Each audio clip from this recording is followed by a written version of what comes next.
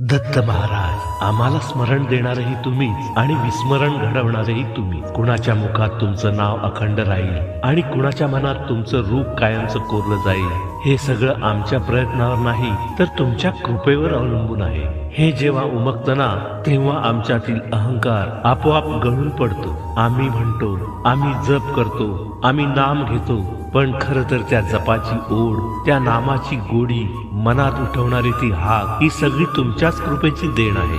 काही वेळा मन एकाग्र होते, डोळे मिटताच तुमचं रूप स्पष्ट दिसतं, आणि काही वेळा प्रयत्न करूनही मन भरकटत राहतं. या दोन्ही अवस्थांमध्येही तुमचंच अस्तित्व असतं. स्मरण दिलं तेव्हा आम्ही तुमच्यात हरवतो, विस्मरण दिलं तेव्हा आमची लहानपणाची जाणीव होते. खरं तर विस्मरण हेही आमच्यासाठी शिक्षणच असतं. आम्ही काहीच नाही, सर्व काही तुमचंच आहे हे उमजण्यासाठी.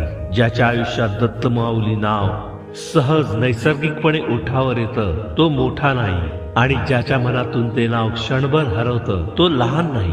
दोघेही तुमच्या कृपाछायेतच आहे. कारण महाराज, तुमचं स्मरण ही साधना नसून तुमची भेट आहे, आणि ती भेट कधी, कशी, कुणाला द्यायची हे ठरवणारे तुम्हीच आहात. आम्ही फक्त एवढंच करू शकतो की जेव्हा स्मरण मिळेल तेव्हा कृतज्ञ राहावं, आणि जेव्हा विस्मरण येईल तेव्हा तक्रार न करता शांतपणे तुमच्याच चरणी स्वतःला अर्पण करावं. दत्त दत्त ऐसे लागले ध्यान, हारपले मन झाले उन्मन.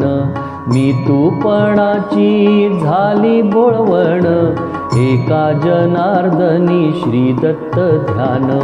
जय देव जय देव जय श्री गुरुदत्ता.